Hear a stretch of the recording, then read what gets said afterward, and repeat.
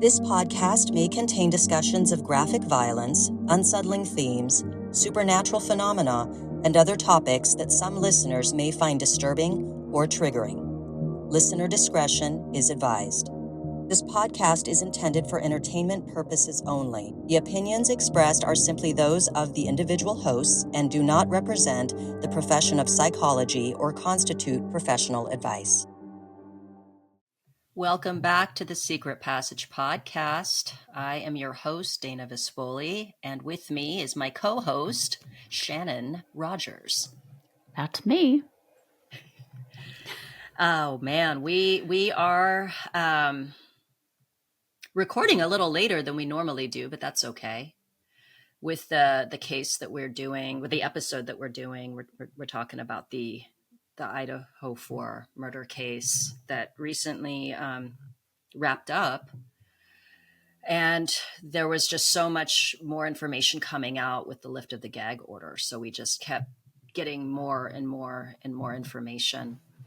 But before we get going with that, Shannon, did you happen to wander down any secret passages this past week? I did. So I've been thinking a lot about unpopular opinions because I harbor so many of them. But As do also, I. Okay, good, because I'm going to ask you about yours. So I told you how Tim was playing poker recently, right? And he got home like 4:30 in the morning. And it was, remember that commercial from the 80s where I think it was about domestic violence and like the woman's asleep and the guy comes home super late and he cracks open the door and he's like, the little woman. Do you remember this? I don't remember that. It was so dark.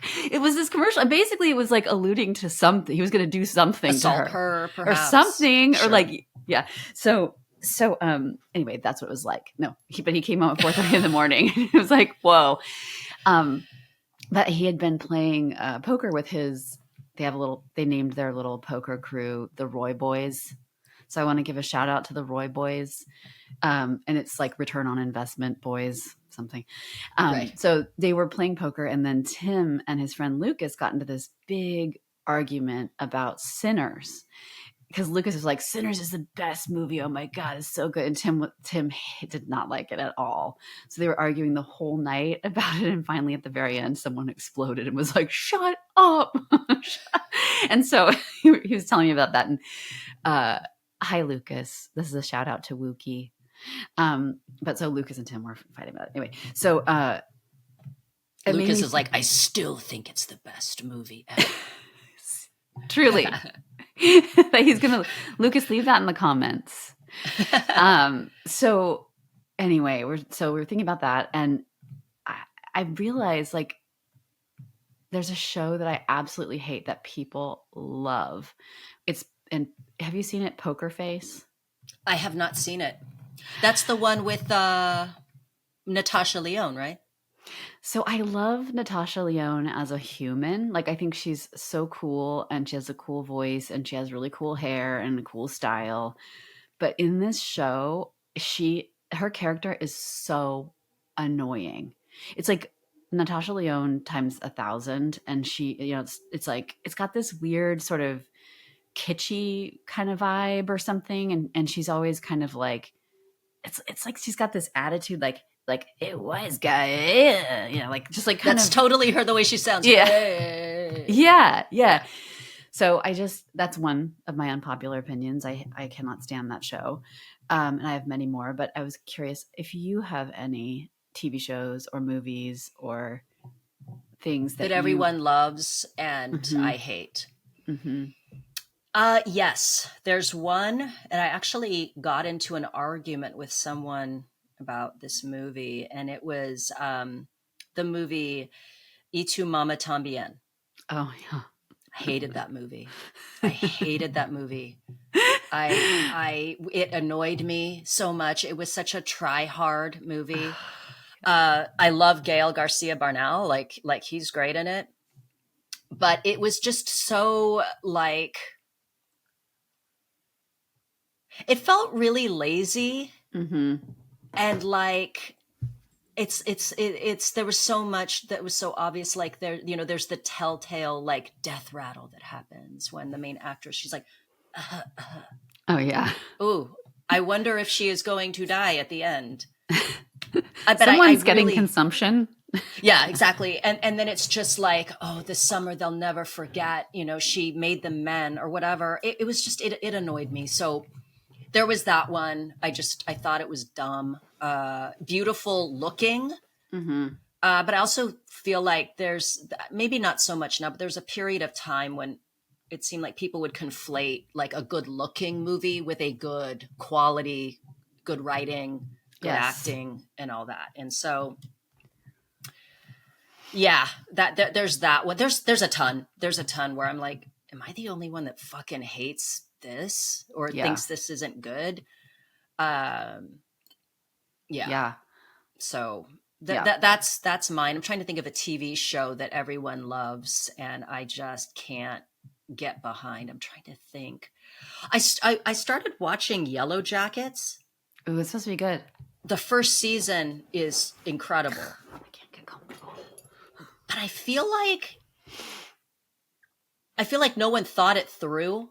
Mm-hmm. So like there's a strong first season and then it's almost like the writers all like got head injuries and like don't know what the fuck to do now.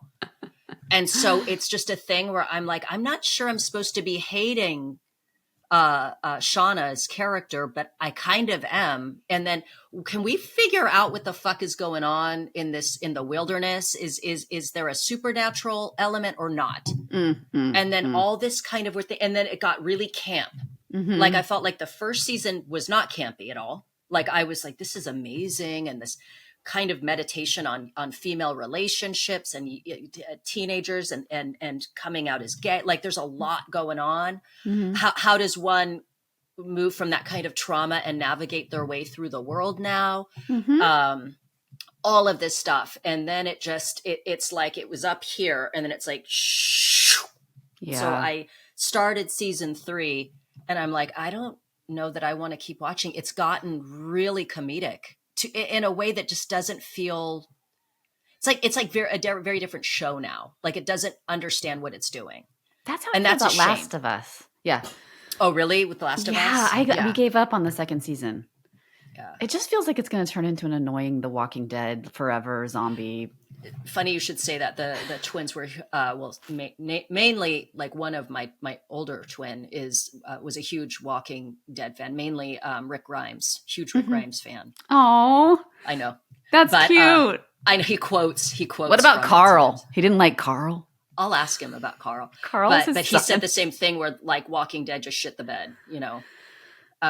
It's no Sopranos, no Breaking. I mean, there's so many examples of television series that just fucking nailed it and just stayed solid for the most part. Sopranos, Breaking Bad, The Wire, 6 Feet Under for me. I bawled my eyes out. The series finale, I was like bawling. I was like, oh, like so much love for all the characters and all that. But so it's just a thing where I'm like, it's been done, guys. It's been done. They've managed to, so I totally went off. Sorry. That's okay. I like it. How about you? Did you go down any secret passages? Oh man, yes. I know I was complaining to you before we started. I just have to weigh in on this reaction to Sydney Sweeney and the American Eagle ads. Yeah. I just want to say, as a woman of color who has experienced fucking racism, I was a teen model for a while, from about 14 to 18 years old. And I remember getting notes from my agency like, hey, don't tan too much this summer. You'll look too ethnic. It's kind of racist, kind of weird. There won't be as many jobs for you if you're too dark-skinned. And told, hey, you look like you're gaining weight. You need to slim down. And I was 5'7" and 115 pounds. Oh, yeah. Like that's, And so that was kind of the messaging when I was young. And it's a thing now where I'm sitting here and I see Sydney Sweeney and, you know, come across my feed in these ads, and she's healthy looking. She's got, you know, big natural boobs. She doesn't have like a round ass. She's got a slightly thicker waist. It looks gorgeous, right? I mean, And I'm like a flat butt, thick waist lady, and I'm like, yes. When I saw her get into that car without like a cutout at her waistline, I was like, wow, that's pretty revolutionary. Right? Yeah. And it's just a thing where I'm just seeing a woman with a healthy looking body. And I'm so happy, you know, average height, healthy looking body. Does she have perfect symmetry in her face? No, I love her for that. I love the fact that she's not perfect, but she's gorgeous. Yeah. You know, she's a gorgeous girl. And hearing this shit, being critical, saying that this is Nazi propaganda. I'm going to send you something real quick, and I want you to tell me what it looks like to you. Okay? I heard a linguist talking about this, by the way, saying that the use of the word genes evokes like a network around that about eugenics. And I'm like, didn't evoke that for me. Like, maybe you should look at your own mind for a moment. Yeah, I don't know. Check your phone. Okay. Check your phone. These are coming through. Tell me what that looks like to you. Oh, yeah. Okay. Yeah. You want to know what that is? People watching this. This is the recent spring Ralph Lauren ad campaign with in the first ad there's a very prep school looking white guy. Yeah. The guy in the center is he's a very handsome Black man. There's a white woman next to him and an Asian man next to her. That is the recent spring campaign from Ralph Lauren. The next ad, 3 really fucking striking Black guys, and then what appears to be a mixed race girl. This keeps going. The head at Ralph Lauren right now, his name is James Jeter. He's Black. The first Black gentleman to head Ralph Lauren, and that's happening. That's a thing. You wouldn't have seen that. You wouldn't have seen that when I was a kid trying to make it and not getting a whole shit ton of bookings, you know. Yeah. So miss me with the fucking eugenics bullshit. You know what I mean? I'm sorry Sydney Sweeney has blonde hair and blue eyes, but to say she doesn't have good genes, and having good genes doesn't mean let's kill anyone who is not blonde haired and blue eyed. It drives me up the fucking wall. I'm so excited to see a woman with a woman's body when we've got girls starving themselves or putting shit in their face in their early 20s, fucking doing the Brazilian butt lift things, not thinking they're enough as they are. Yes. I mean, I saw that flat butt and I was like, yeah. Because, you know, I mean, it's just like people say it all the time. It's nice to see yourself represented. Yeah. And as somebody who does not have a lot of facial symmetry, or I have some asymmetry, it's nice. It's just nice to see a person, you know, who's real. She doesn't have fucking shit in her lips. Yeah, she's not a duck. You know, it's just like it makes perfect sense that American Eagle would partner with her, considering she's very, very popular. And it's nice to see a natural bodied girl. I mean, everyone can have a different discussion about, you know, sex selling clothing. It has for a long time now. But, you know, as someone who's like, you know, basically 53, I'll be 53 in September. Just excited to see a girl that looks like she fucking eats cheeseburgers and fries, and just being happy about that. Yeah. To just hear all this negativity come out. And I'm like, are you guys not seeing the great things? You want to know? Here, I'm going to send you this other one. Because I was like, am I crazy? Because right now, while Sydney Sweeney is modeling that, we see No one's talking about how beautiful it is to see an American brand like Ralph Lauren have fucking representation. Look at who has been the spokesmodel for Yves Saint Laurent for a little while now. I'm sending this over to you. Sorry, guys. And if I'm pissing you off and you don't agree with me, fuck off. I'm sorry. I'm done. I'm Gen X. I've seen some shit, and I'm seeing some really great stuff now. That is Zoe Kravitz, who is Black, as the face of Yves Saint Laurent. Yeah, that's a thing. Sorry, Rihanna wasn't available to do American Eagle. She's busy with fucking Fenty. She's busy being a thick, beautiful Black woman who like has fucking curves, and she's busy right now. I'm sorry. So just again, all this weird, it's Nazi propaganda.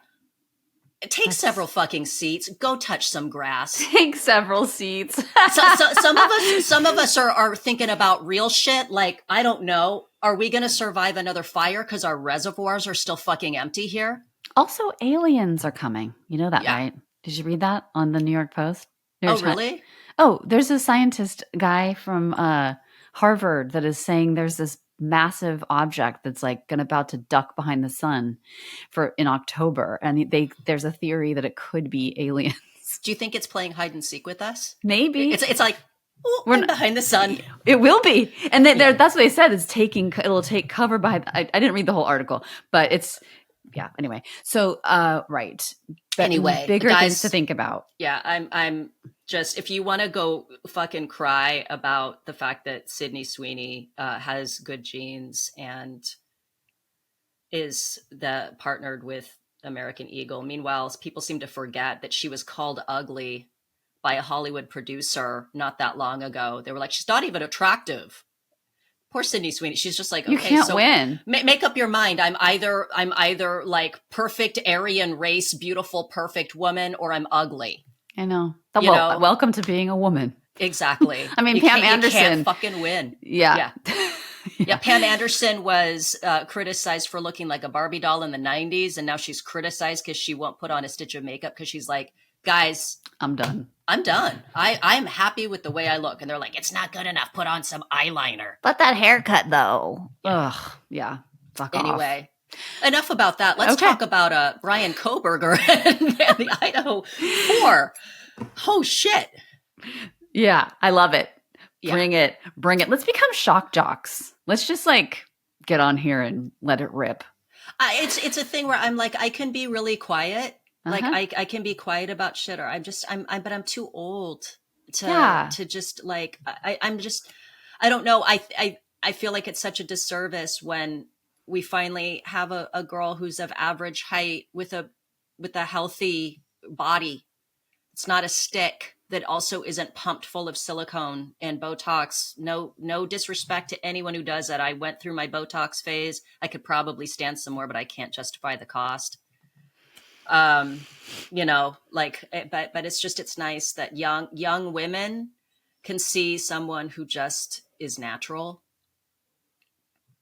And I'm just tired of being quiet, even if we lose listeners. Sorry. But everyone knows about the Idaho Four case. I one of the things that Shannon and I have talked about is like what we do when we discuss cases is there's plenty of podcasts out there already that do an excellent job of giving you the detail, like the hardcore details, like breaking down every inch of the case. There's True Crime Garage, very, very thorough, very detailed. The prosecutors, very thorough and detailed. Crime Weekly, thorough and detailed. Like they exist. So if you guys want just the detailed breakdown of everything that happened, those podcasts are worth checking out because I'm sure they've covered it. What we're more interested in giving you, the synopsis, the timeline, like the kind of the nuts and bolts of the case, and then discussing aspects of the case that resonate with us and maybe will resonate with you as well. Mm-hmm. So that said, oh, and by the way, if people are watching and you see us looking at our phones, we're looking at our notes. Yes. Because I realized last time when you were talking and I'm like looking at my phone, it just looked like I was being like rude. you were asleep. Yeah, you're I was like, being rude. I'm all bored.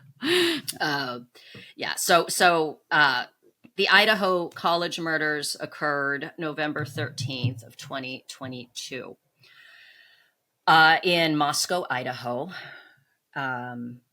These were 4 University of Idaho students. They were, 2 of them were 20 years old. That would be Ethan Chapin, Xana Kernodle. They were 20, boyfriend and girlfriend. And then the other 2 victims were Kaylee Gonsalves, 21, and Madison Mogan. Mogan or Mogen? Mogan, right? I think. Mogan, 21, in a house that's sort of known as a party house near the campus. And there were other 2 roommates that were spared. Dylan Mortensen and Bethany Funk, who were in their own rooms at the time. So what happened is the night before, on November 12th, it was, it's a small town. It's a very safe town. It's known as being a place where you really don't need to lock your doors. You're going to be fine.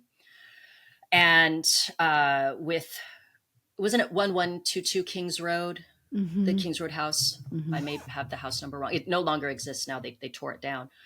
But it was a place with a lot of action, a lot of people going in and out, in and out. And so that day there was a lot going on, lots of events. There was a formal, there was parties. Everyone in the house was in a fraternity or a sorority. Well, Ethan Chapin was in Sigma Chi, and then the girls were in some different sororities. They were also pre-gaming at the house at like 2 p.m. So it started early. It was like a marathon day. When I saw all the things they were doing, I was like, whoa. Yeah, I know. It was like, that's like 3 different days for me. I know, 3 months. Yeah. Yeah. I mean, especially now, I'm like, what are you guys doing awake at 9 p.m.? You're crazy. But yeah, so lot of activity going on. And then Ethan ended up like going over to the Kings Road house to hang out with Xana. And everyone sort of ended up retiring to the house.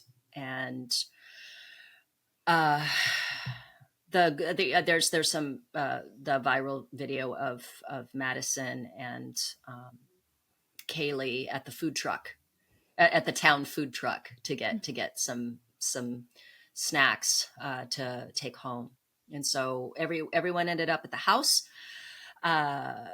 Kaylee and Madison were in Madison's room, and Xana and Ethan were in Xana's room, and then Bethany was in her room, and Dylan was in her room. So Dylan was it was in the basement room, if I recall correctly. No, Bethany was. Dylan was on the first floor. Mm-hmm. The second floor was Ethan and Xana, and the third floor was Madison and Kaylee. And Madison and Kaylee were best friends since the time they were little. They grew up together essentially and were like sisters pretty much.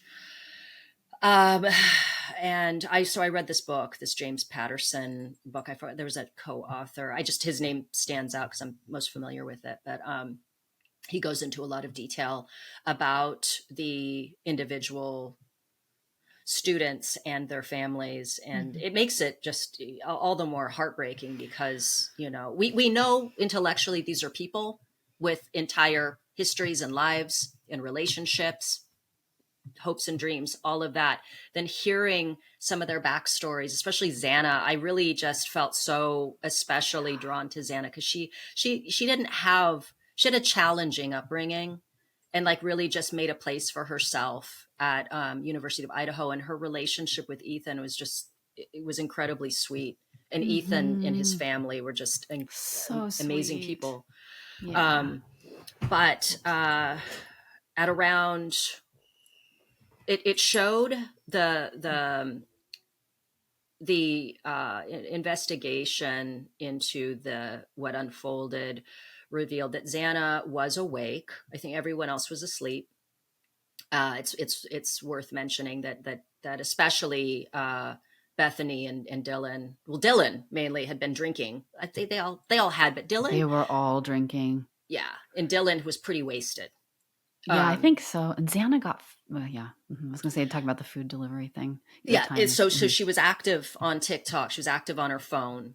And then food DoorDash delivered at around 4:12, I think. I think it was like 3:59 or 4 or something. Because that's right. And she was active on her phone as she was eating. She was kind of scrolling TikTok in her room.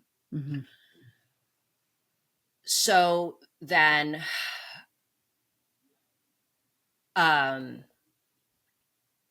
shortly after,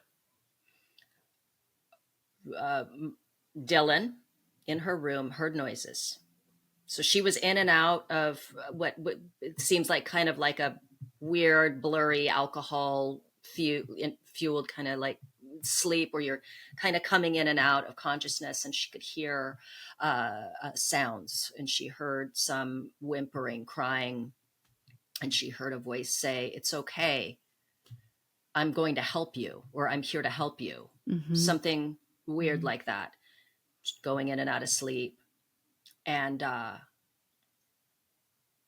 she didn't know, she got a lot of flack from folks that were like, as they were getting information, deciding that this atrocity, this crime had to have somehow, Dylan had to have been involved, Dylan and Bethany, because why are they still alive? And this doesn't make sense, and all of that. And Dylan apparently really wrestled with what to do with what she was hearing, because in one way, it's not so weird to hear weird sounds coming out of a party house, right? Like loud noises, the dog barking, all of this kind of stuff. It isn't so weird, but she was unsettled enough to eventually open up her door and look out. And at that point, she sees someone pass by, and she can't really make sense out of what she's seeing. He's covered. She's like, is he a fireman? Was there a fire he put out? But they made eye contact, which had to have been terrifying if you've ever seen Bryan Kohberger's eyes. Sanpaku. Yeah. Can you explain Sanpaku eyes for anyone who doesn't know? Yeah. Okay. Had you heard of them before? No. Okay. My friend told me You're the about one who these. introduced me to that. And then, of course, I became obsessed with whether or not people have it or not. Right? So I'm looking at my notes. Okay. So my friend introduced me to this concept. She had the book. There's a guy, George Oshawa, who was a Japanese microbiotic philosopher who popularized Sanpaku eyes. He wrote a book called You Are All Sanpaku. And his theory was that if you have Sanpaku eyes, well, the folklore or the belief around it is that if you have Sanpaku eyes, which means you have 3 whites exposed in your eyes, like JFK, like AOC, like who Billie else? Eilish. Billie Eilish, Aubrey Plaza. If you Princess Di. Yeah, Bryan Kohberger. Bryan Kohberger, Charles Manson, but like Bryan Kohberger, I don't know if he actually has Sanpaku eyes or if he's just chronically like this. Yeah, the bottoms. I wondered about him because the bottoms. Oh no, because like when I do it, yeah, you can't see my bottoms. Yeah, you just see like the top, like all the way around, and then it stops. So yeah, I guess I don't have Sanpaku. No, eyes. you don't. Yeah, he does sometimes and not other times. But then other people were saying he does, so I just went with it because he probably does. Yeah, he should if he doesn't. Right. So. It's a warning sign of imbalances within a person's system, physical, physiological, and spiritual. And the belief is that it can indicate a person's fate and potential tragic events. So there you have it. I know when you think about someone like JFK, you think about Princess Diana. Yeah. And Marilyn Monroe apparently had it also. Oh, did she? I did a quick search after you mentioned it. this last time around. And I did not realize they looked in each other's eyes. I I didn't know he had eye contact with. I'm pretty sure she made eye contact, and like, so he turns, he looks at her, she sees enough that she registered. He had bushy eyebrows, he had like the full kind of face thing on. He was holding something that she couldn't register what it was, but in the way that we try to make connections in our own minds of what we're seeing. Yes, especially she thought it was like maybe something related to firefighting. Like she had sort of she had kind of created this narrative to make sense out of what she was seeing. Also, she was still coming in and out of being intoxicated. And anxious. If you're anxious, that just changes everything in terms of, right? And it sounds like she really tended towards anxiety based on Maisie. I had to laugh a little bit in the documentary of Maisie's like, shut the fuck up, Dylan. Something because Dylan was so freaking out and Maisie was trying to hear what was happening. Like, where's my brother? Maisie is Ethan Chapin's sister. He's a triplet. So it's him, Hunter, and Maisie, the three of them. But anyway, Dylan saw him leave and she shut her door and was freaking out. And that's when she tried to, everyone was pretty much familiar with this, trying to text and call roommates, text and call Bethany. Bethany doesn't know what's going on either. I'm not sure that Bethany heard anything or not. She heard a firecracker. What sounded like a firecracker. Yeah. Right? Yeah. So she was on the very bottom, and then Dylan was one floor up, and they ended up one of them going to the other one's room. I think Bethany ran down to Dylan's, right? Yeah. Yeah. And stayed the night there. Oh, no. Dylan ran down to Bethany's because she was in the basement. It felt safer to go down to the basement. Yeah. She's like, come to my room. She texted her, run to my room. And she ran down there. Okay. And then they stayed the night together and were in and out of sleep. And until they contacted their Emily, who's another friend of theirs, and who was with Hunter Johnson, who is the fucking unsung hero in this. He took it upon himself to go to the house the minute he heard that they didn't know what was going on and they needed help. And they had, at that point, made their way outside. Yeah. So he was picturing them panicked, these girls. They're just like, do we leave? They're afraid to call the police because they don't want to sound crazy. They don't want to, it's that still trying to rationalize what's happening. Because again, who'd have thought that a masked killer would come into your house and kill your roommates? It defies any kind of sense of reason. Like, that sounds crazy. Let's be honest, though. We would definitely think it was a serial killer. Of course. I would default to that. Right. But based on a healthy diet of true crime and horror movies, I might immediately, of course. Yeah. But yeah, so Austin, Hunter. Why did I call him Austin? Hunter Johnson met them outside the house. They said, we don't know what's going on. They're not answering their phones. At this point, it was it was close to noon, which again, some of the social media armchair detectives found that incredibly suspicious that it was so late. It's like, they've been up fucking drinking. Yeah. They didn't go to bed till 4:35. Yeah. Mm-hmm. Hunter goes into the house and goes up to the second floor and sees Xana Kernodle dead, laying on the floor with her head kind of pointed in towards partway out, partway in. I think her feet were slightly out of her room. Mm-hmm. Clearly bleeding out. So it was stabbed to death. And that Ethan was on the bed, facing the wall, stabbed, bleeding, like blood everywhere. And Hunter started to go down the stairs. Emily was on her way up, his girlfriend, their friend. And he said, hey, just go downstairs. They're unconscious. And so she turns, goes, they all go outside again. He gets on the phone to 911, and to spare the girls, he just says they're unconscious on the phone. And that's why some people are like, would he think that they're unconscious? Oh my God. All the early report, when you remember this, when the case happened, we're talking about it. Like, yeah, I know. Like, why would he say they're unconscious when they were stabbed to death? It's like, he's trying to spare them.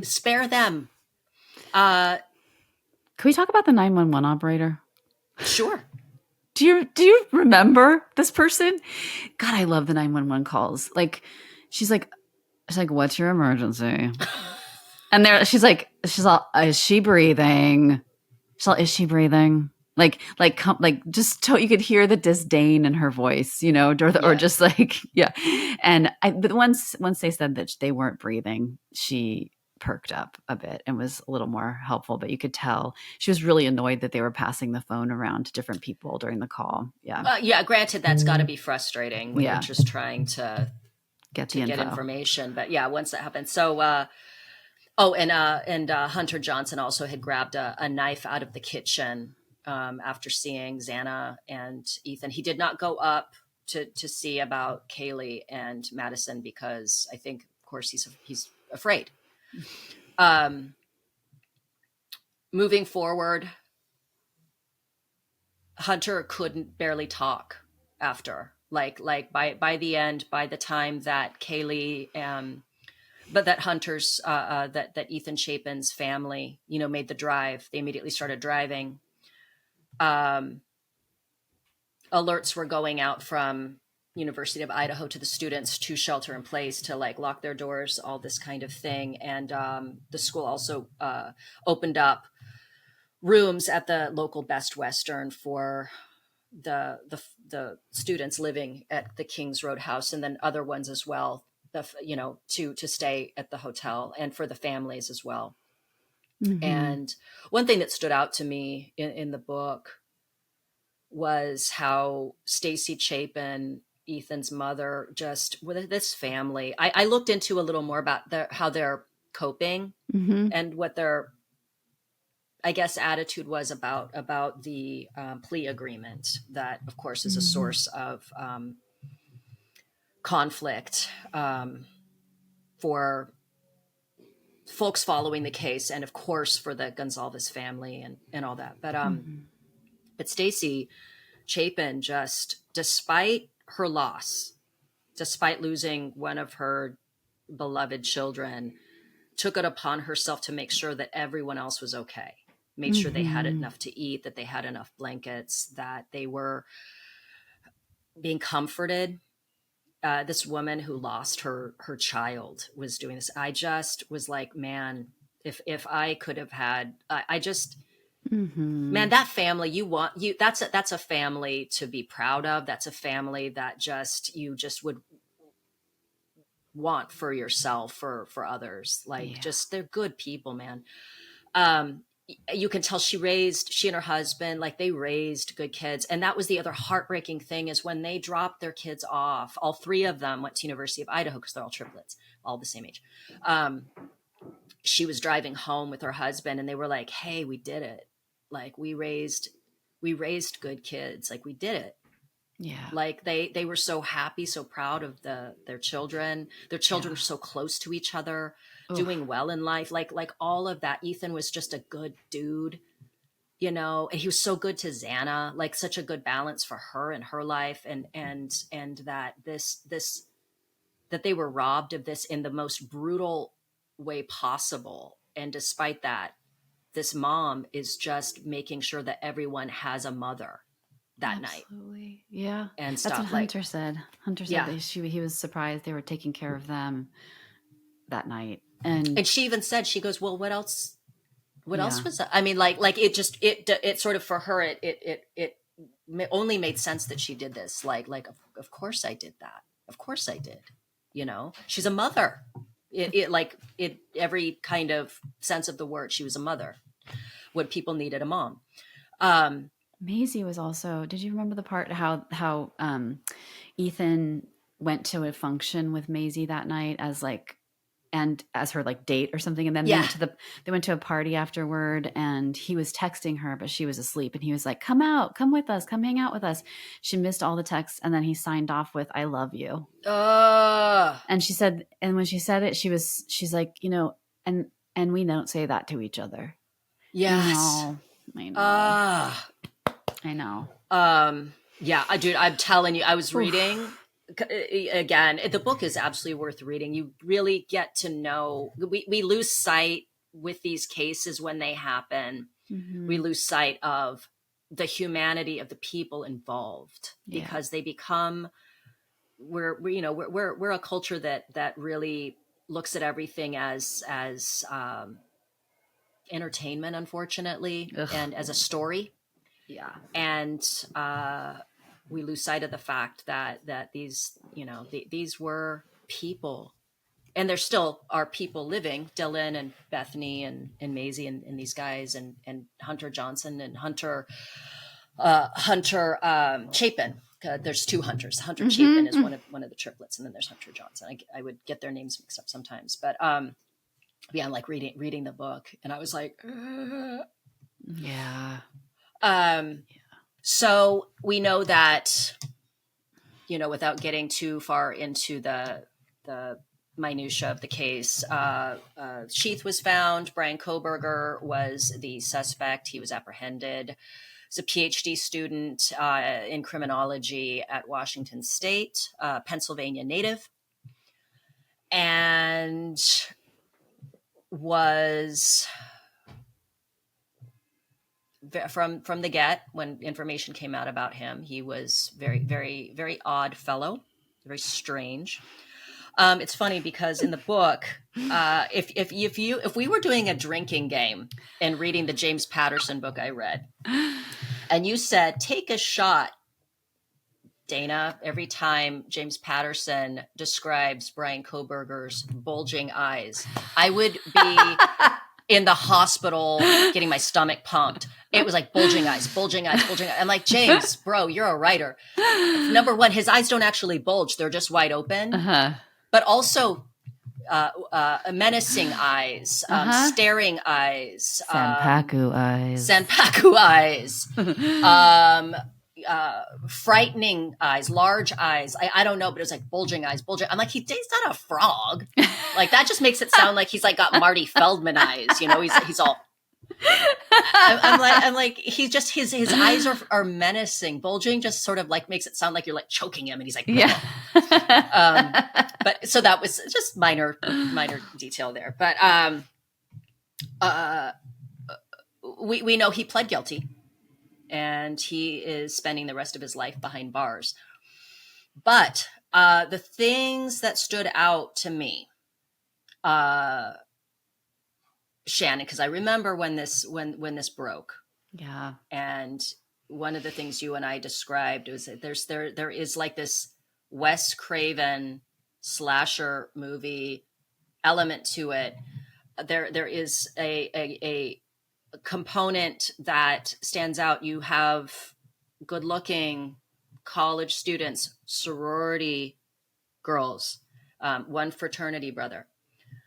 You have this safe, small, idyllic town. Yeah. You have very, very normal, well-adjusted, popular kids. And this really graphic, horrible, violent crime happens seemingly out of nowhere.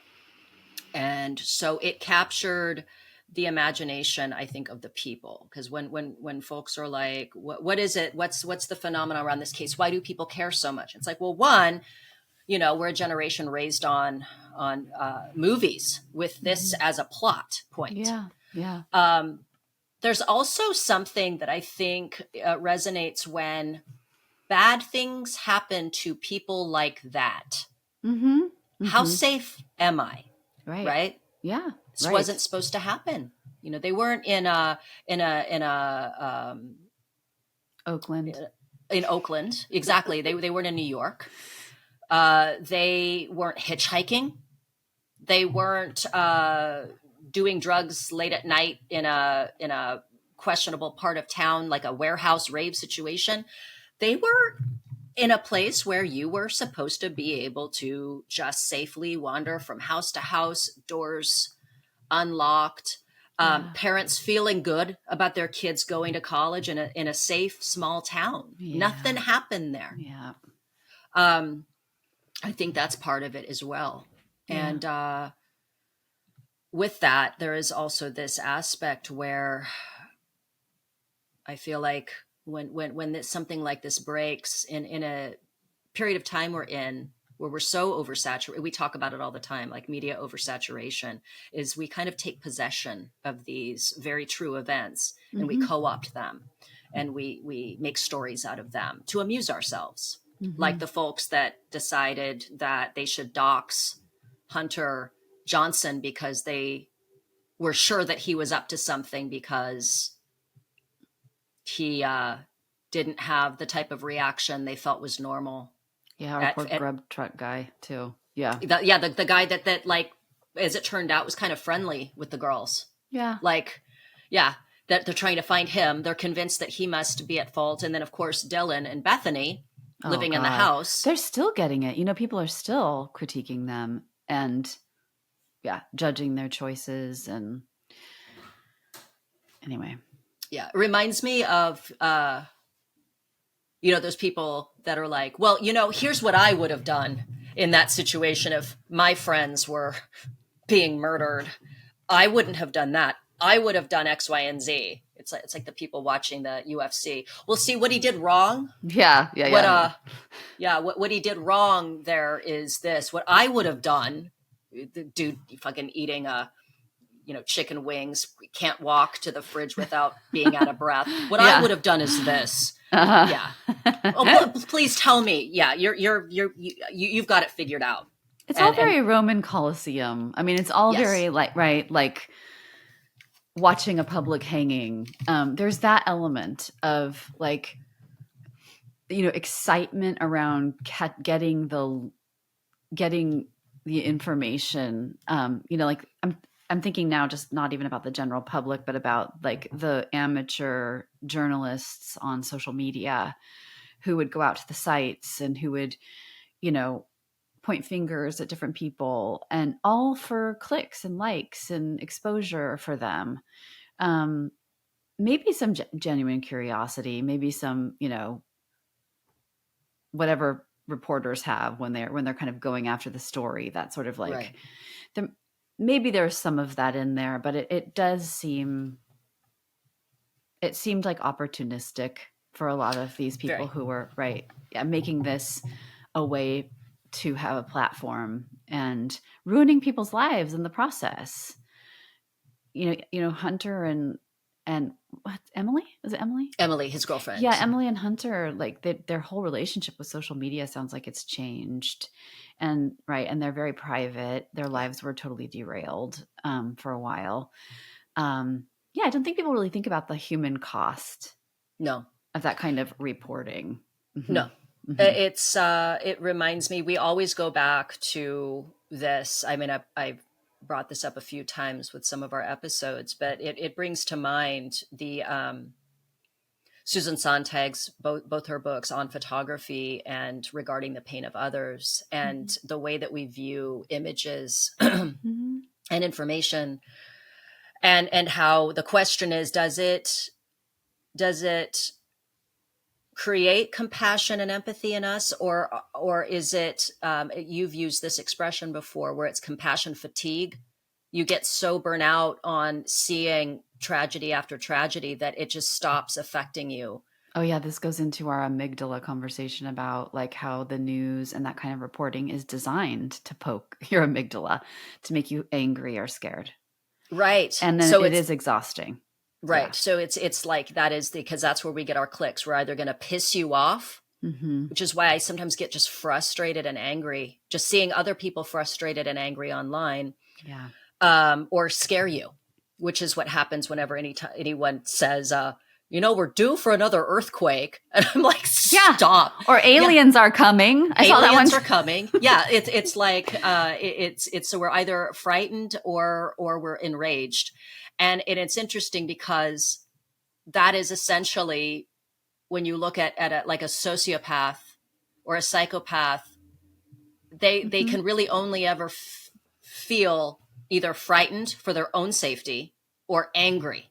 There's no compassion, there is no empathy, there's no love, and it's almost Exactly. like it's stirring that in us. And so we do things like observe someone else's tragedy as entertainment, amusement, or how can I benefit from this? How can I get something out of this?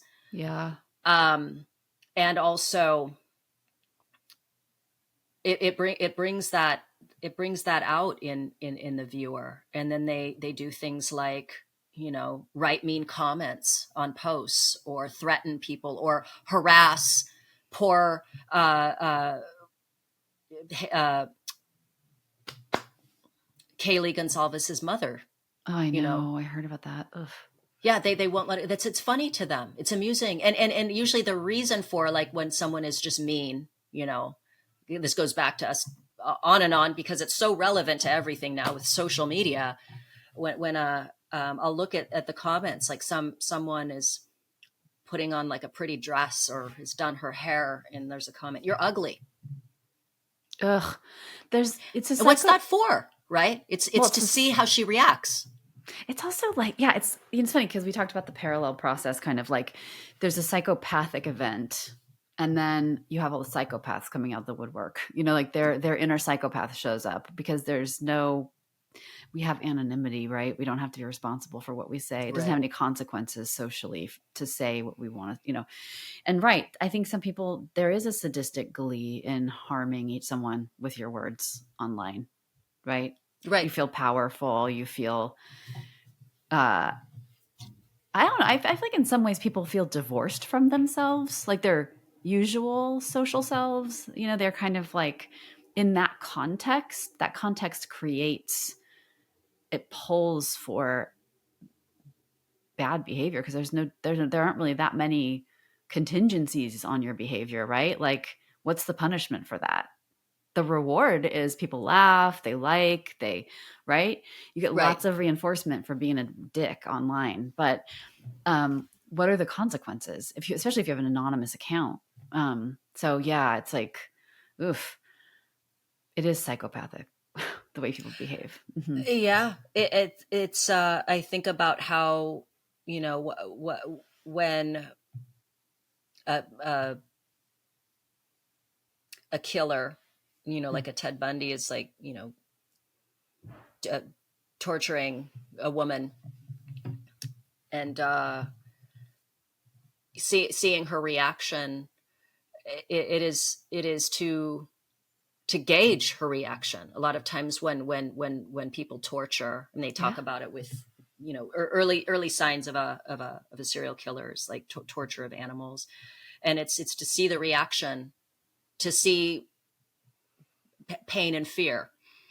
And I think about that, like when they tell you, like, don't feed the trolls, don't give them what they want, which is to see you hurting, to see you angry, to see you upset, and this kind of arousal that they get from it. Mm-hmm. And of course, you and I were talking about, like, that in some of these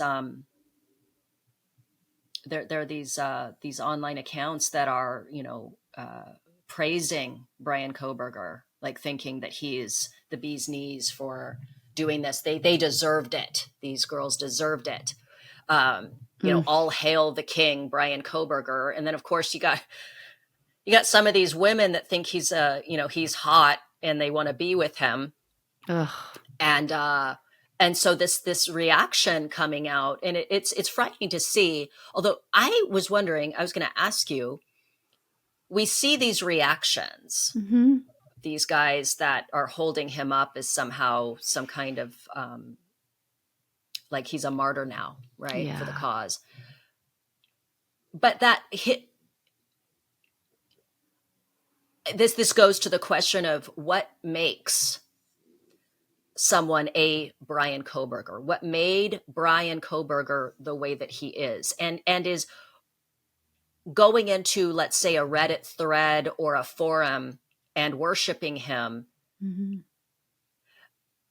Can that make a killer or not? Is it that easy to kill someone if you're not prone to that? Do you see? Oh, Do you I know what I see. mean? Yeah. Like, is there a legitimate threat that other people will become like him, or would they already have to have those components in place to do that? That's a good question. Because I'd like to think it's not that easy, right? Yeah, I Like, think there's a lot of nerd rage out there. well, that, yeah. And I think that's the like incel archetype thing that Right. people sometimes talk about with him. I don't know. I think if we're talking about what I do think that social media is a radicalizing component that's very like if it didn't exist, then there are people who wouldn't be radicalized potentially, right? Like, Sure. should we get into the like a little bit about his psychology and talk a little bit about the sort of what leads a person to do this, and then like prevention stuff? Should we do that? Yeah. Uh-huh. Because, yeah. Sure. Yeah, let's do that. So we talked about this a lot because it's interesting, right? Like it's a lot of speculation in true crime, and we do speculate a lot, which is fine, right? Like I think it's about trying to understand and trying to see if there's a way that we could intervene earlier and have less of this. Because I mean, I have clients I have a lot of clients my age and some older, and I don't have a lot of people in their 20s and early 30s. But the people I have who are in their 20s are afraid to go to movie theaters because they grew up during a time where people got shot up in movie theaters, and people got shot up in schools, and so that is we didn't grow up with that. So there are a lot of more mass killings these days than it seems like there were in the past. And a lot of them are committed by young men. And there are some, so Bryan Kohberger, arguably, like, we don't know if he set out to do a mass killing. He might have just wanted to target one person. But I do wonder about the influence of, because we talk about political radicalization, you talk about like maybe religious radicalization that happens in these communities. And I think people can be radicalized to adopt a mindset of entitlement and of especially people who are vulnerable, like Bryan Kohberger. And I'll say more about that. But, he's kind of like a socially awkward person, a socially isolated person, can't make it work with his peers in terms I think he had some friends, but I don't think he had any like super close long-term relationships. He's diagnosed with autism spectrum disorder, obsessive compulsive disorder, developmental coordination disorder, which I have no idea what that is.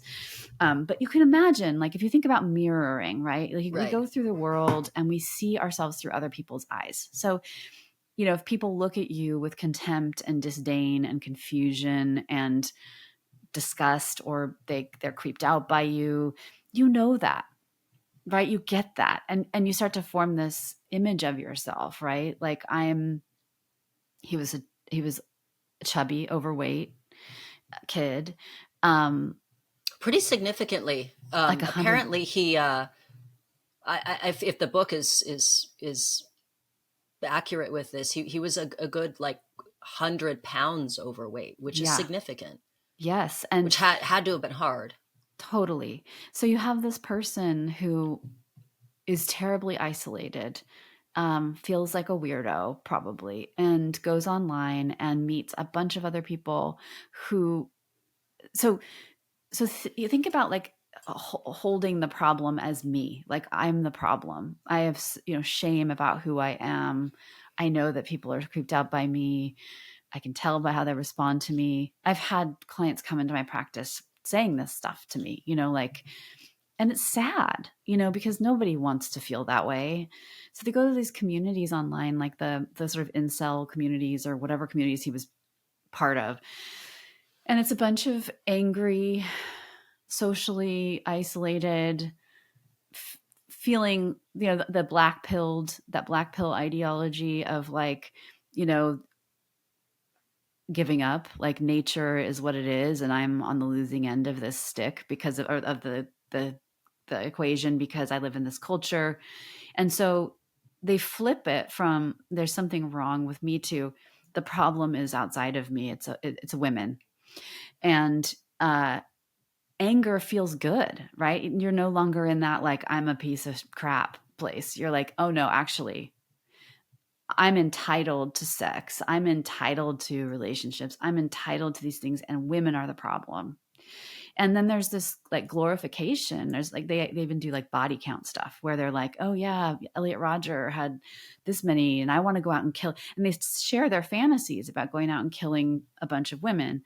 And it's camaraderie, like it reinforces things, it changes your perspective, so you start to see the world in a different way, and suddenly it's a relief, right? To sort of like, the problem's not me, it's the world.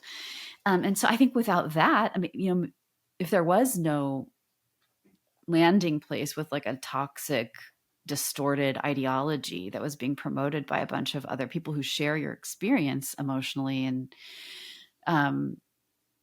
I think that we wouldn't have such a big problem, which is why I think the intervention has to be around some of the intervention for kids who are maybe vulnerable to this kind of thing.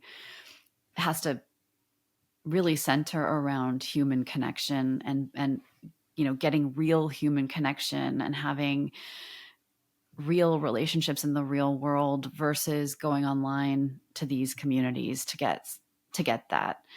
But that's hard for parents. I mean, I can't, you know? Yeah, well, and that's the thing. So with Bryan Kohberger, I mean, if you want to look at there being warning signs, the warning signs with him look like a lot of other warning signs, right? Like Totally. when he was little, he was weird. He had friends, but he was doing things like breaking into houses and he was doing a lot of that kind of like antisocial personality disorder early stuff, like breaking into homes, burgling homes at a young age, which is a huge deal.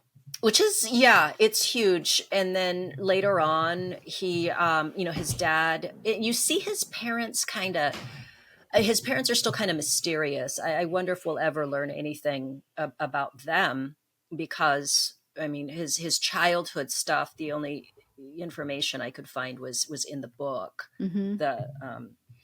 And you know, the dad took him to a boxing gym saying like, hey, you know, my son needs to, you know, he needs to learn some self-defense. He gets bullied, but also, you know, he wants to lose some weight and get in shape and stuff. And Bryan, you know, was going every day, and he committed to it, working hard. He was losing weight. He eventually got really thin.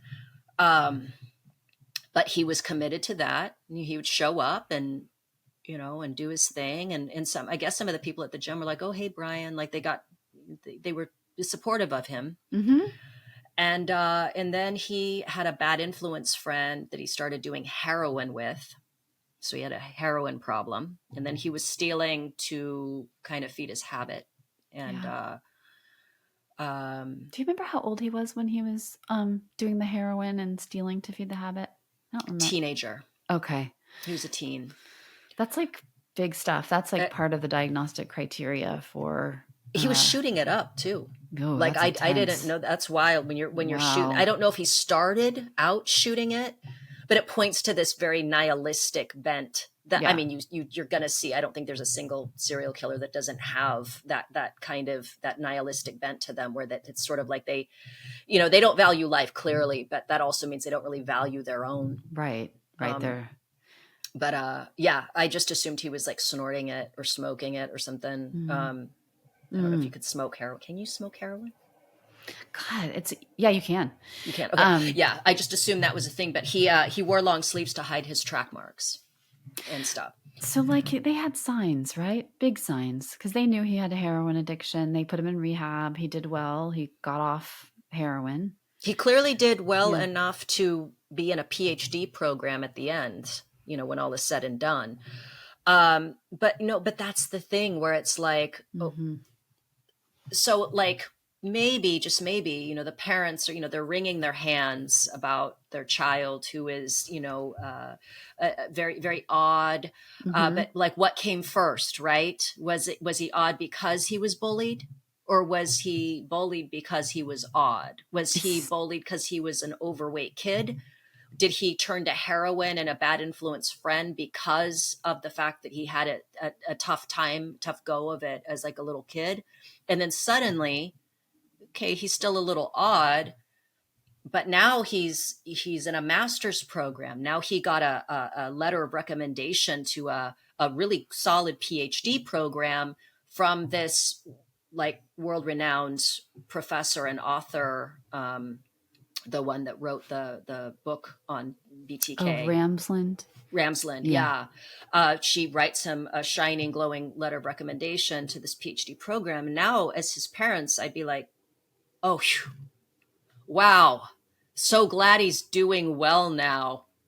Yeah, you'd Shit. know. You'd know. You'd know I your would kid hope was. you would. Yeah, I mean, your kid's suffering because, I mean, honestly, the first thing I learned when I was working with kids as a therapist in my internship, I had this kid. We had kids who had a really hard time, and the first thing my supervisor said was, she's like, "Let's get this kid some friends," and I think they must have known. He's not going on dates. He's he's odd. He's probably having anger with them. He said that in one of his little things he wrote online when he was like a teen, that he had no remorse with his family and he was mean to them. So they must have seen his angry outbursts at some point in the family. And so like Yeah. behavioral issues were probably obvious, but not enough. They were probably relieved to see that he was functioning in one sphere of his life, like school. Right. But he was not functioning well in the others. Anything but school, it seems like. But yeah, I mean, of course, you cling to anything, right? You're like, okay, thank God. Yeah. Because I don't think that your next thought is, what if he, slaughters 4 university students with a fucking K-bar knife? I know, that's the thing. Like that's the thing we're talking about, is like the pathway to getting there. It's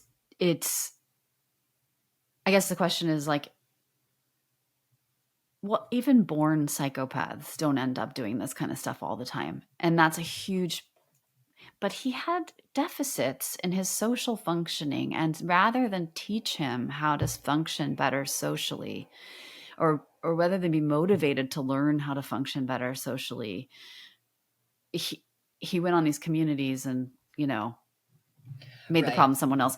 But I think, yeah, early intervention, not just for like, because you think your kid's going to be a psychopath, but because if your kid is like not functioning well socially, it's really important to intervene there. It's really, yeah, right.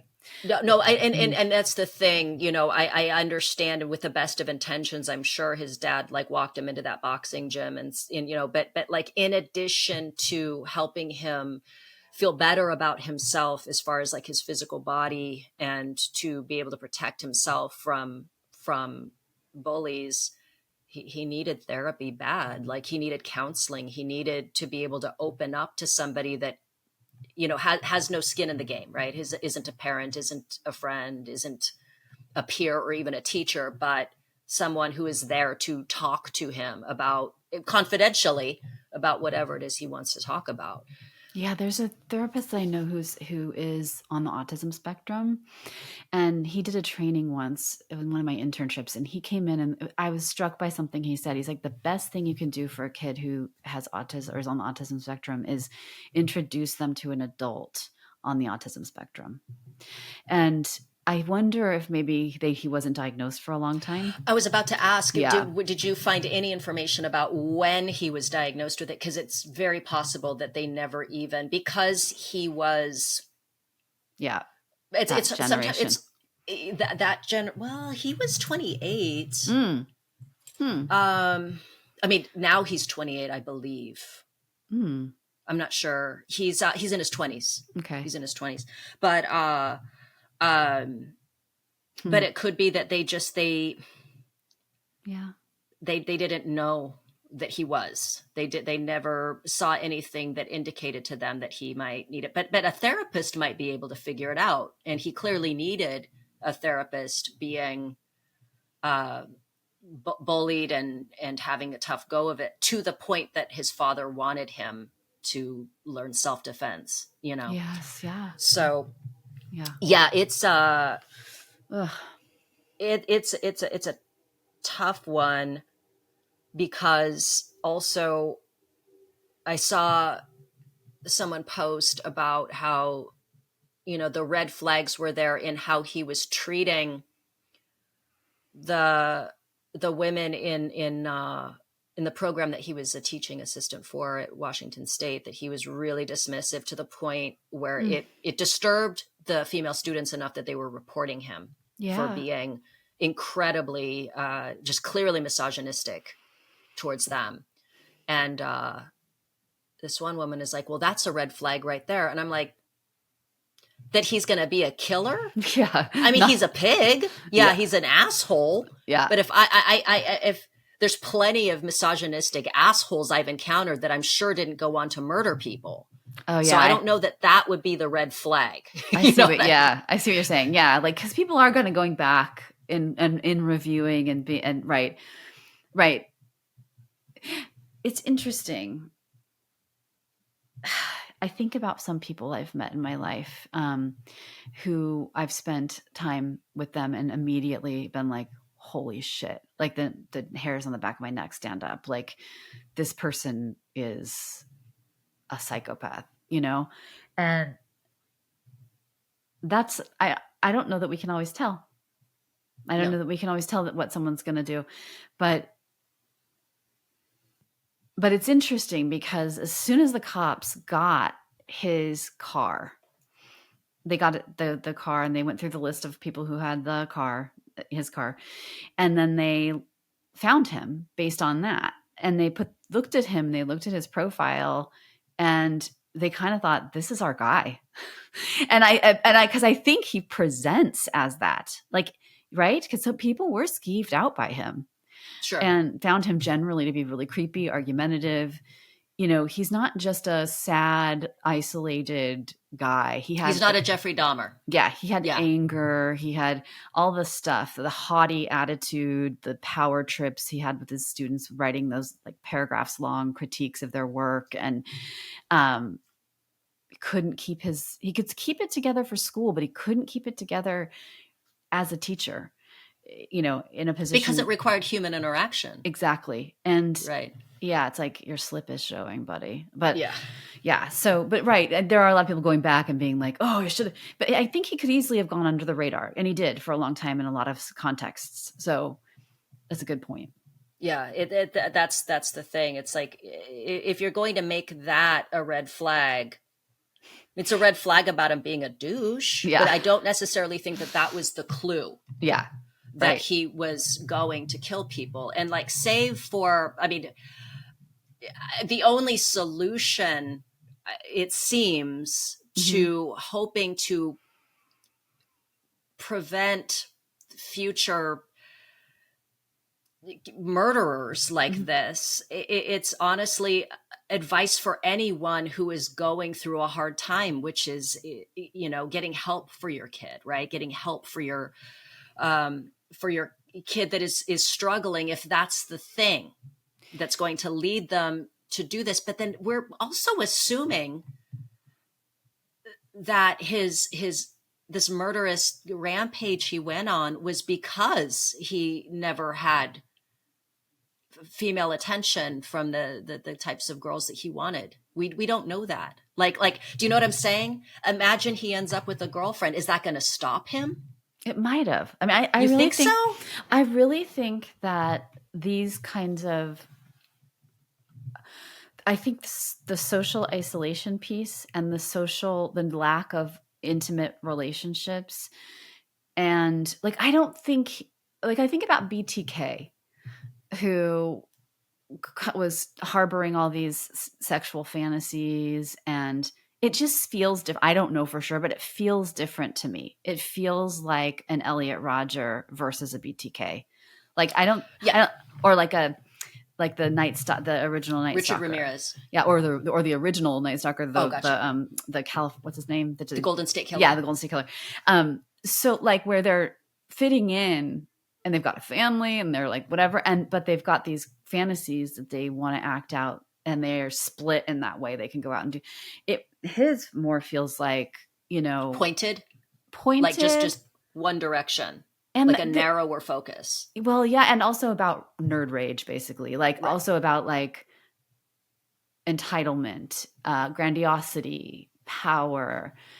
And like he's an archetype and they're an archetype, the girls, and everybody in that house who was, Kaylee was stabbed 34 times and Xana was stabbed 50 times. All the girls had facial wounds and lacerations. And Ethan didn't. No, he was in the way. Like, right. I think that the one thing we can say, because we don't know if, and it's still, we may never know if Kohberger went in there with the aim of killing one specific person or all of them. And my theory is that he went in there to kill girls, and Ethan happened to be faces. There. Yeah, and destroy their faces. Their beautiful faces. Yes. Like yes. That symbolically. To me was like, yeah, it was a symbolic, and it did feel very sexual with the stabbing. Oh yeah, I will die on that hill. People are arguing that it's not sexual, but my question, honestly, this is so gross, and forgive me, viewers and listeners, for saying this. I can't help but wonder. I'm thinking the same thing. I think if he ejaculated. Oh yes, yeah. If he derived that kind of sexual gratification from doing that. But it's so interesting what you say. And again, that I think that's what speaks to this almost the kind of cinematic narrative of this, which is he was an archetype, murdering archetypes. Like this symbol. I mean, look at them. They beautiful girls and young and sorority, like Chad and the Stacys. Exactly. You have Ethan the Chad, he's this big, strong, strapping, athletic, handsome dude. He's got his girlfriend, probably never, ever struggled in the dating department. And then you've got Bryan, who's an outsider, who was probably picked on by people resembling this kind of like popular house, popular girls. Yeah. Girls were bullying him. They were the ones that mostly bullied him in elementary school, I think. That's what someone said. Yeah. It makes so much sense. So, but yeah, it is a thing with, at the point that he was on his way to college, it was too late. Yeah. I think that any kind of possibility of intervention, I mean, who knows, but at that point it was too late. At that point, what you do, I think, because it has to do with like the architecture of the brain, like developmentally, it's just better when you intervene early. The earlier you can get in there before they're fully formed in terms of their brain development and their life, their habits and whatever, you can really do a lot more. But when you get in there with someone like him, where the die is kind of cast, you're basically kind of like working with them around changing behaviors because they don't work for them, like don't kill people because you'll end up in prison, like that kind of work versus like the work that could really shape them in a different direction.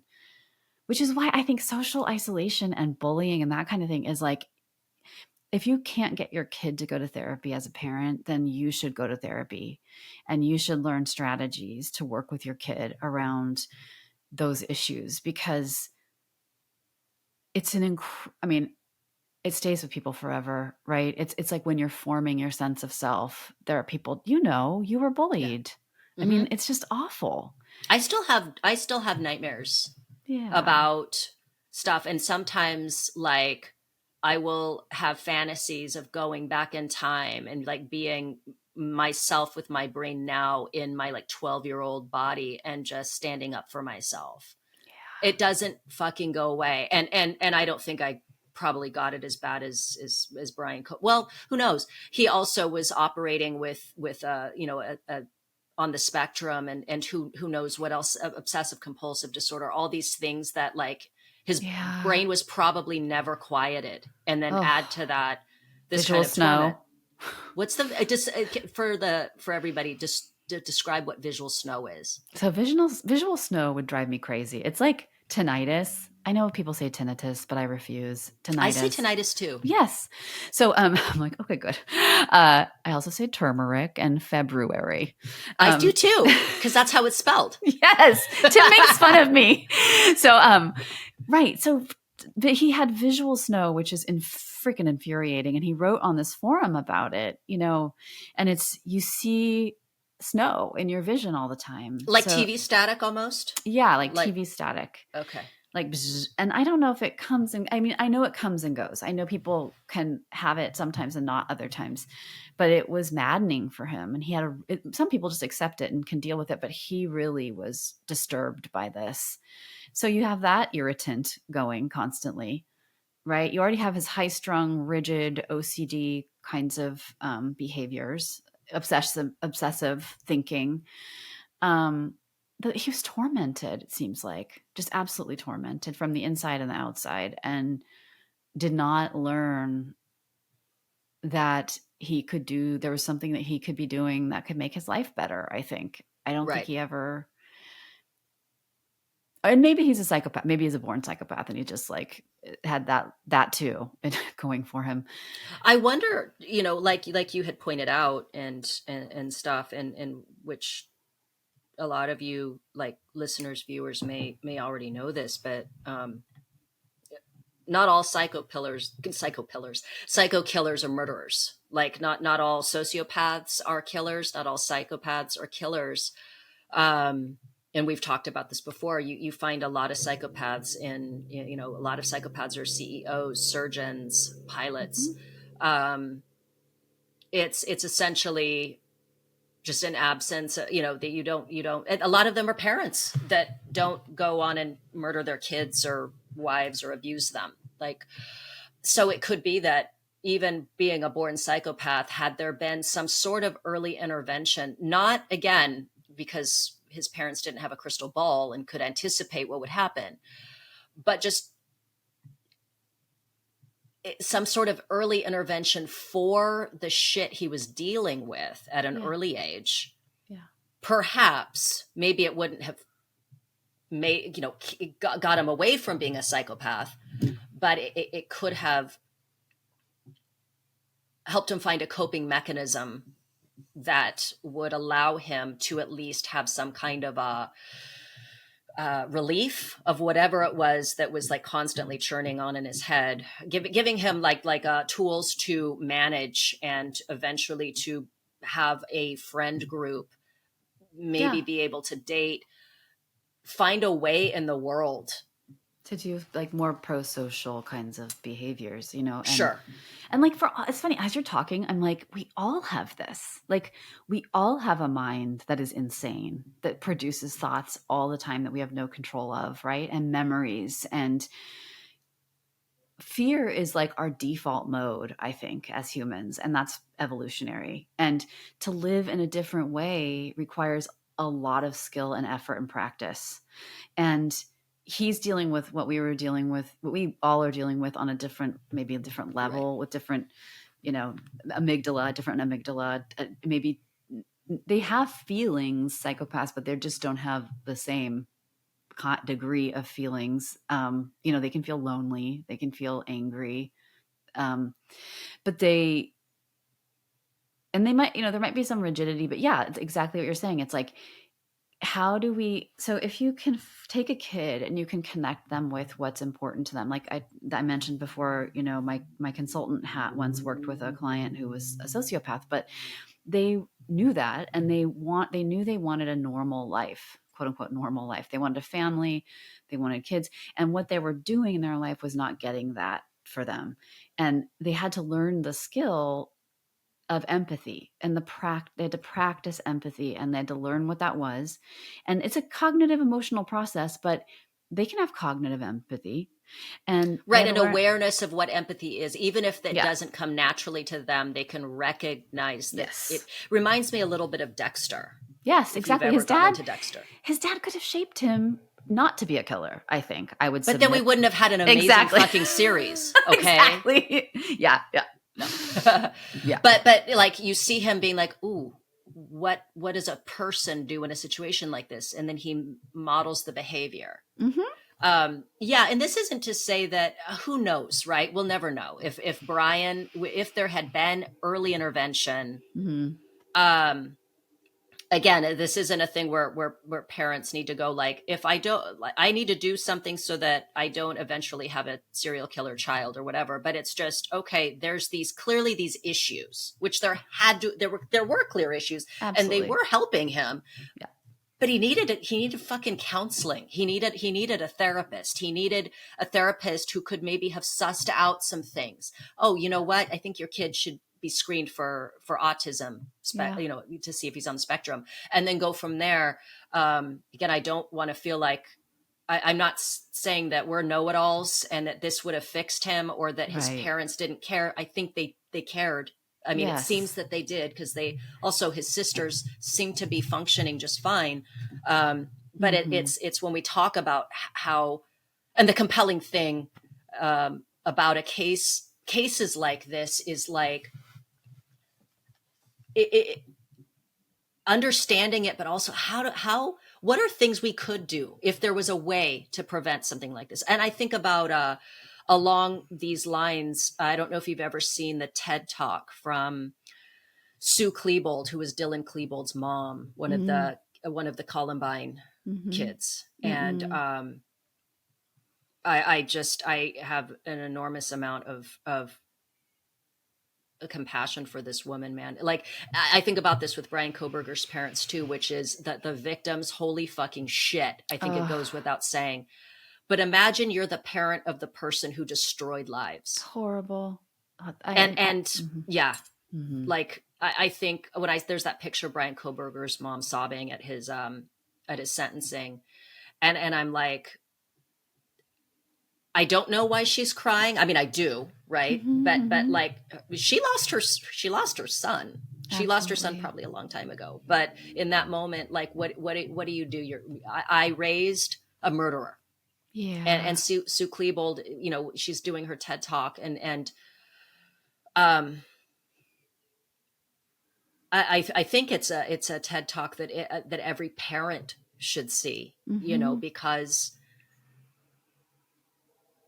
the bottom line is that she missed the signs, and she's absolutely, aware of that. I missed the signs. And no one taught them to her. That's the thing, is like, if you don't know what they are, then how can you get them? How can you find them? Does she say that does she know that too? I mean, does she forgive herself? I hope. I think it's a journey for her. I think that, because obviously the Columbine, killer's parents, of course, were attacked. And I get it. I get it. I absolutely understand how something like that happens, for sure. But it's a thing where beyond the fact that I'm sure she wishes she could have done things differently to prevent that fucking tragedy from happening. Yeah. I think the bigger thing is, I think probably she wishes that she could have done what she needed to do to help her kid, not like whatever was happening that brought that on. Yeah. If there was a way. But although I want to say, I'd have to go back and refresh my memory, but I want to say that well, first of all, Dylan Klebold was usually in a something like that. There's a leader and there's a follower, and Dylan was a follower. Eric Harris was the leader of that. I don't want to get on that topic, but that's just an example of like when you're a parent of a fucking murderer. And you can do everything. You can also do everything you possibly can, and it can not change things. But right. But yeah, we don't. There's no way to know. We'll never know if actually, or that this kind of early intervention would have prevented this from happening in Idaho, or prevented Bryan from doing if not the crime in Idaho, something else. Yeah. But it's something. Yeah. It's something. Yeah. And yeah, this is what a fucking man. I wish, but for nothing but the best for the victims' families, Yeah, they find and their peace. friends. Mm-hmm. Holy Yeah. shit. Yeah. And it's a thing. It's I you and I have both talked quite a bit about like the plea deal and how the Gonsalveses are very unhappy with that. They did not want it to be a plea deal. They're very, very angry. I get it. It's I justifiable anger. Yeah. And I also understand how the Chapins accept it. Yeah. You know, the dad was like, look, he can't hurt anybody ever again. You know, Yeah. and we're satisfied with that. He can't hurt anyone ever again. And now that it's done, maybe the students and everyone can just go on with their lives, which is, you know, what the Chapins want. And then for the Gonsalves is for the father, especially the way, you know, his reaction, he's furious. Yeah. Yeah. But also, you know, his daughter's face was bashed in. Yeah. I Like mean, his daughter, like, I don't know how you come back from that. And that is some of the discussion that you and I have had around true crime, like just the kind of phenomenon of true crime and people's interest in it. mm-hmm. That, you know, it feels exploitative. Sure, I think sometimes it is, like the way that TMZ treated this. Is there's such, I don't have a high opinion of fucking TMZ, but you know, just getting into like the sensational aspects, I suppose. Yeah. But I'm I'm really taken with how victims' families find their way through a tragedy and how they move forward. Yeah. And I think that there's a lot to learn in watching them navigate their journey. Just, I mean, watching, I feel bad saying that, they want privacy, but just when they speak, when they share their experience, when they share their lives, and just seeing them handle it with dignity and grace, I think there's a lot to learn and a lot to be inspired by being able to move forward when when it feels like you've lost absolutely everything. Yeah. I mean, all of us will lose everything and everyone we love at some point too. And Right. I feel like that's part of it too, is that it's just a very human experience to lose people and things that we love. And yeah, and seeing them sort of survive and thrive, you know, like when they do positive things as a result, people do positive things as a result of a major tragedy. There's something so like, I don't know, reparative about that or something. It's like hopeful and Yeah, I mean, yeah. look at Katie Meyer's Law. We Mm-hmm. did that episode on Katie Meyer. You know, Mm-hmm. hopefully we will never have another situation where a student athlete or a student is faced with something terrifying and feels like they have no one to turn to, Yeah. or there's nothing for them. Mm-hmm. We've got, you know, the Madison Holleran Foundation that Mm-hmm. came after Madison Holleran's death. And Ethan's That smile. yes, It's so sweet. Oh my God. yeah. Mm-hmm. So, dude, how do you even end an episode like I this? know. It's so hard, guys. We're all ding ding Please, ding ding yeah, ding. Whoop. yeah. I know, it's like, on what We note? Well, we wanted to, you know, it's a thing where we're always interested in hearing what you guys think, how you guys respond to tragedies such as this, what your attitudes are about things like the ways in which we report on true crime, the ways in which we consume stuff. And so please always, we want this to be a community where you tell us things. We have one listener, Coach Steph, who's so awesome, who always I love it when she weighs in on stuff because she has such a great perspective and experience as well. But we love you, Coach Steph. Yes, thank you. But yeah, it feels weird to not talk about the Idaho Four case because it has been just in all our media for so long now, and it finally has come to an end. And so we're just always interested in the how and the why of things, and in all aspects, the how and the why we consume this information, the how and the why these things happen, and if there's a way to mitigate it, to prevent it, moving forward, if there is a way. And we're obviously big proponents of mental health, especially Shannon. And I've benefited from it. I don't think I'd be here if I didn't have early intervention when I was younger. So you're the person who basically got me to go to therapy for the first time. That's right. Mm-hmm. Like I was like, therapy? I played a small role in you becoming a therapist. Yeah, you're to blame. I'm to blame. You're the one to blame. Yeah. No, I love it. Yeah. And you're an awesome therapist too. Thank you. I mean, I'm biased because you're like my friend. That means a lot to me. No, I always go to you. I'm like, what about this? And you're like, well, there's this philosophy.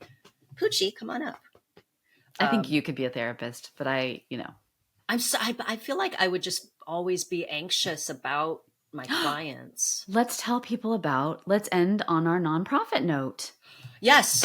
You do it away. Me? Yeah. Okay. So Shannon and I, if it isn't completely obvious that we are animal lovers, we love our animals. Shannon rescued Ginger. I got Bruno, who's exposing himself to you guys right now here. Show them his balls. I'm just kidding.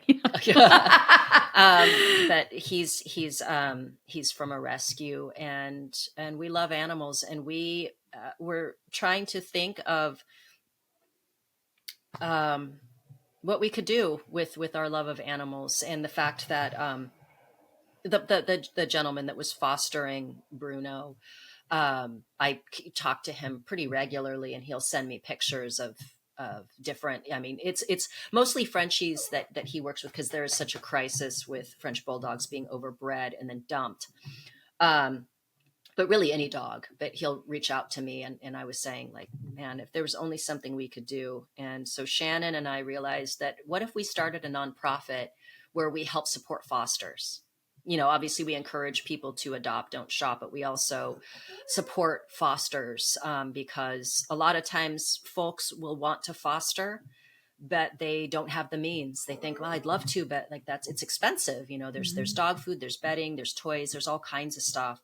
And a lot of times the rescues are overwhelmed just with their immediate needs. Mm-hmm. And so we decided to start a nonprofit where we support fosters financially, and help them, with supplies.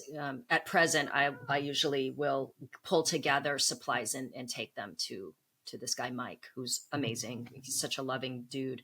And he at any given time has like 7 dogs that he's taking care of. So that's really hard to manage. Mm. And so, we're hoping to be able to get support, grants, donations, et cetera, to make it possible to encourage people to foster and to help them with vet bills, because also sometimes there's special needs animals that, people are reluctant to help them or to foster because of the bills associated with rescues. Mm-hmm. So that is what we have done, and we will update you. We are waiting for approval now, right? That's kind of what we're doing. But yeah, that is the positive note that we'll end on. We'll have more information, of course, as it comes.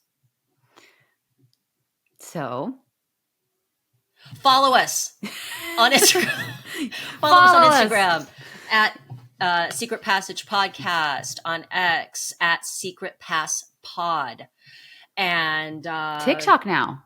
TikTok, yes. Is what are we? Secret Passage Podcast. Mm-hmm. Yes, and we finally got a TikTok, and we also have our Patreon, which we would love it if you would subscribe. If you paid to subscribe, if you do the paid subscription, you get bonus episodes and videos, etc. Yes, but and we have you some guys so free much. Content.